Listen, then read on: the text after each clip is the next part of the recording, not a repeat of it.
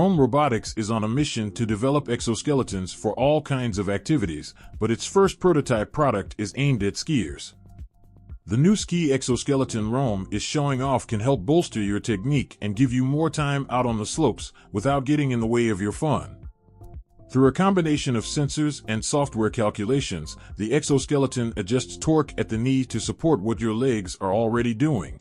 And the accompanying app for Android and iOS lets you adjust just how much help the exoskeleton offers.